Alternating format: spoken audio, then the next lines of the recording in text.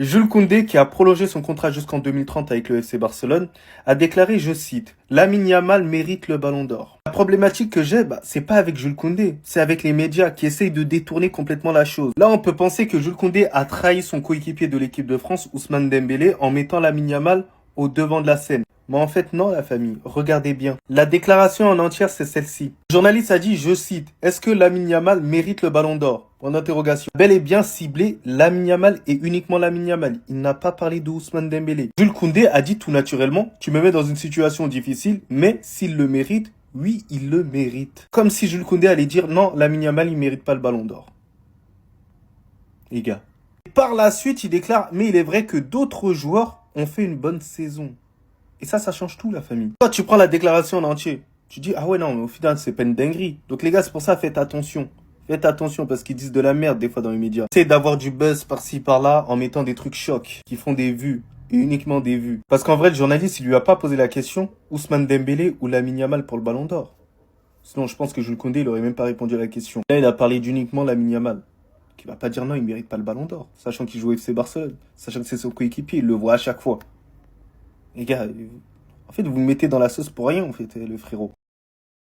Alors là, mon ami, tu te débrouilles. Jules Koundé vient de commettre une grosse erreur. Il vient de se mettre à dos toute la France entière pour Lamine Yamal. Je tiens déjà à vous informer que l'Olympique de Marseille rentre dans la course pour Marc Casado. D'après le Mediasport, il le voit comme un possible successeur d'Adrien Rabiot. Parce que oui, pour ceux qui n'ont pas suivi l'actualité, Adrien Rabiot et Marseille, ça va pas du tout. D'après les infos, le gars en serait même venu aux mains. Et suite à ça que Marseille a décidé de se débarrasser de lui. Donc pour le succéder, leur cible c'est Marc Casado. Marseille serait même prêt à débourser 30 millions d'euros pour l'attirer. Et Barcelonais, dites-moi en commentaire si pour cette somme-là, vous le laissez partir. Toujours avec le FC Barcelone, les amis, d'après le Mediasport, Dani Olmo devrait commencer la rencontre face à Levante et on nous confirme que la concurrence entre lui et Firmino Lopez va continuer cette saison. Avant de parler de Jules Koundé, les amis, Oriol Romeu va résilier son contrat avec le FC Barcelone, ce qui permettra d'ailleurs au FC Barcelone d'inscrire Gérard Martin. Ça, c'est un joueur qui pense au club. Il fait toujours passer les intérêts du club avant les siens. On termine avec Jules Koundé, les amis, qui a prolongé jusqu'en 2030 avec le FC Barcelone. Et juste après sa signature, le gars, il a pris le micro pour tout gâter. Les journalistes ont tout simplement demandé entre Lamine Yamal et Ousmane Dembélé qui mérite le plus. Et sachant que les deux sont ses coéquipiers, le gars, il était dans la merde. Il dit aux journalistes, tu me mets dans une situation compliqué car il y a aussi Ousmane. Mais je vais dire que si Lamine Yamal gagne, c'est mérité. Je rappelle que le gars vient tout juste de prolonger, c'est juste après sa prolongation.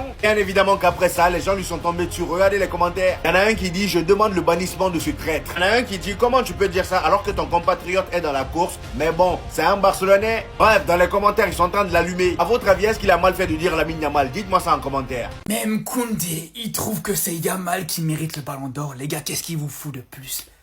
S'il y a une personne dans ce monde qui est bien placée pour juger à la fois Yamal et à la fois Dembélé, c'est lui, les gars. Vous pouvez me dire ce que vous voulez. Et ne me dites pas que s'il a dit que c'était Yamal qui méritait le ballon d'or, c'est parce que c'est son coéquipier en club, les frères. Parce qu'on sait tous très bien, Koundé, ça fait des années qu'il connaît Dembélé.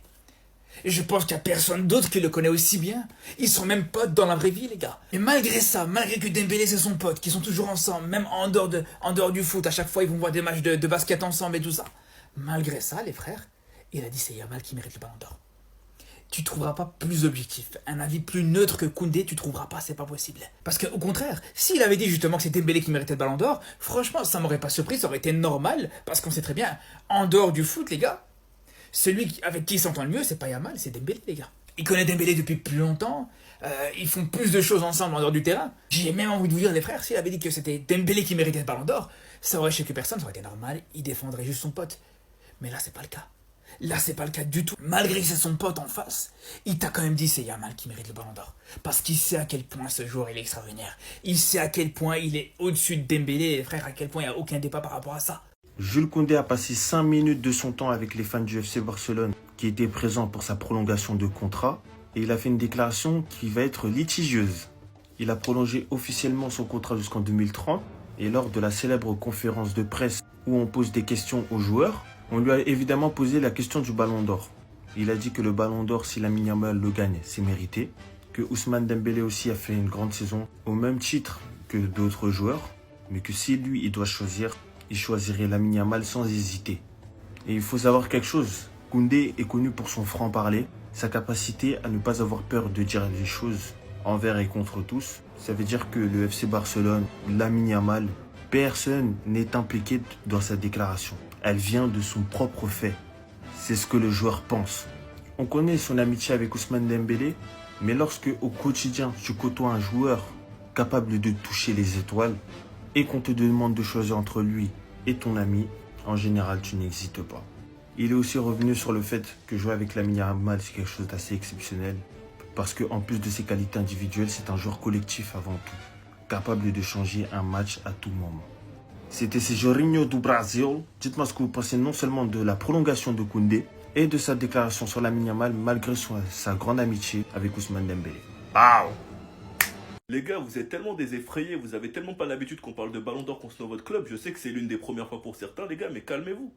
Calmez-vous. Sans compter Messi car c'était année de Coupe du Monde. Depuis 3 mois, vous emmerdez tout le monde. Plus personne n'a le droit de rien dire. Là, c'est en train d'attaquer Jules Koundé uniquement parce qu'il a dit que si Lamine Yamal le gagne, il le mérite. Est-ce que Lamine Yamal mérite le Ballon d'Or? Tu me mets dans une situation difficile, mais s'il mérite, oui, il mérite. Mais il est vrai que d'autres joueurs ont fait une bonne saison. Mais oui, Yamal le mérite. Je vois des gens qui racontent leur vie, on va pas écouter un mec qui met des jupes, qui lui envoie de la haine tout simplement. Si Dembélé remporte le Ballon d'Or, c'est mérité, c'est le favori numéro 1. Si Hakimi remporte le Ballon d'Or, c'est mérité. Si Vitinha remporte le Ballon d'Or, c'est mérité. Si Yamal remporte le Ballon d'Or, c'est mérité. Si Rafinha remporte le Ballon d'Or, c'est mérité. Ce petit trophée individuel vous fait perdre la raison, quitte à raconter n'importe quoi. Le premier critère de vote est le suivant, le caractère impressionnant et décisif des performances individuelles. Aucun joueur du monde est plus impressionnant que Lamine Yamal cette saison. C'est pas pour autant qu'il est le favori numéro 1, mais c'est lui qui coche le plus le critère le plus important. C'est pour ça qu'il finira top 2 minimum. Mais que Ousmane Dembélé est le favori numéro 1. Mais que si Yamal l'emporte, ce n'est pas un vol. Donc oui, il le mérite aussi. Donc son coéquipier le dit clairement qu'il le mérite. Il va pas dire le contraire. Tout en expliquant que d'autres joueurs ont fait des bonnes saisons. Enfin bref, sinon vous les gars, vous en pensez quoi? Ramenez-nous sur Snap, on s'en dit. Laporta, encore une fois, un très très gros menteur. Il nous avait promis de retrouver le Camp Nou sur le premier match de Liga. Finalement, maintenant, on parle de miracle. Vous imaginez qu'on puisse perdre le match face à Valence sur tapis rouge parce que justement, on n'a pas d'endroit où accueillir les joueurs de Valence? Parce qu'en solution de secours, le Montjuic est actuellement indisponible. Montchivi est pour le moment écarté. Est-ce que finalement, on va pas jouer au 5?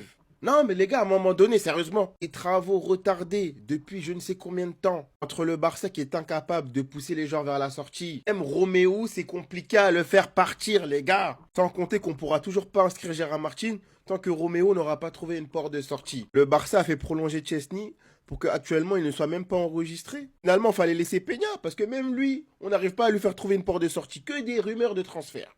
Et il y a aussi le Carouni Bardi, oui, ça fait beaucoup les gars, mais je suis obligé de vous le dire. Un joueur avec son potentiel, on l'a vu sur la pré-saison, il est exceptionnel ce petit. Potentiel minute qu'il est en train de perdre en Liga, je suis sûr que ça jouera contre lui. Et n'oubliez pas qu'à la base, c'est un remplaçant de Lamine Yamal. Lamine, qui est beaucoup exploité, qui joue beaucoup de matchs. Donc les gars, à un moment donné, le Barça c'est critique, et je sais pas quand est-ce qu'ils vont se tirer de ça. Pardon, faut vendre.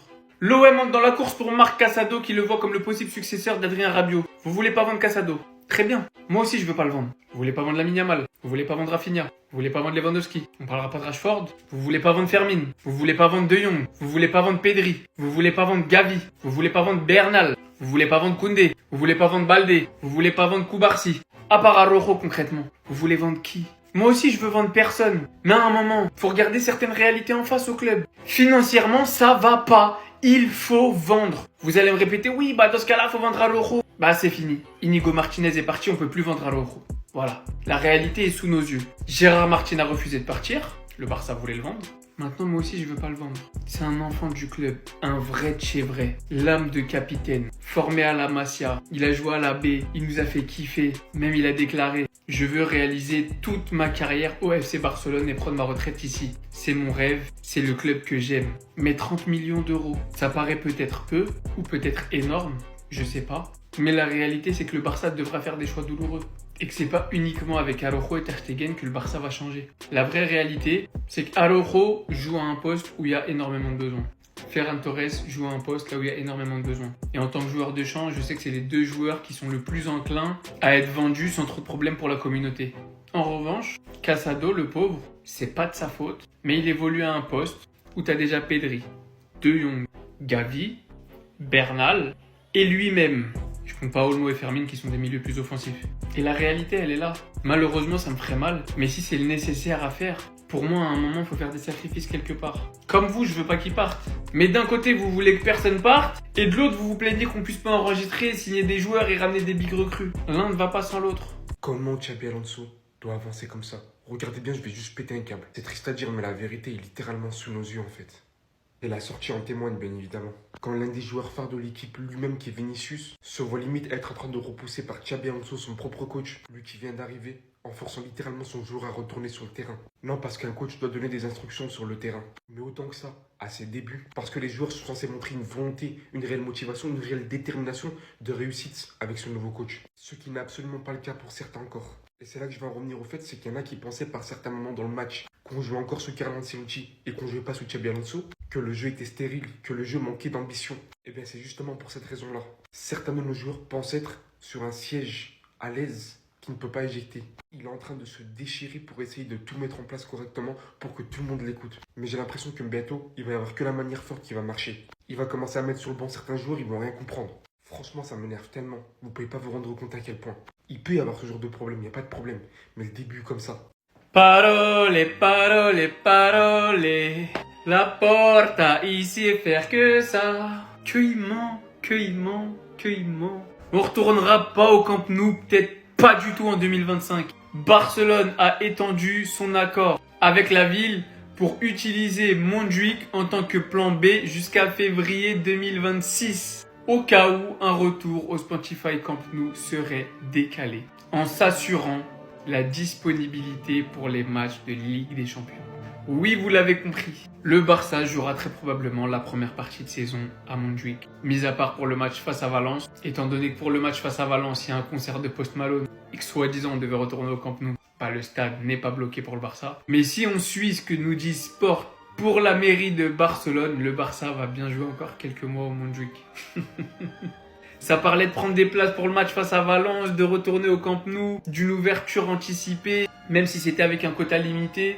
Bah non, encore une fois on s'est fait berner. Je sais qu'il a envie d'y croire, Laporta. Il nous ment, mais il se ment à lui-même, je le sais. Mais au bout d'un moment, ça y est, trop de mensonges tue le mensonge. On nous ment sur les enregistrements, on nous ment sur les transferts, on nous ment sur le stade, on nous ment sur la situation financière du club, on nous ment sur le 1 pour 1. Stop, dites-nous la vérité.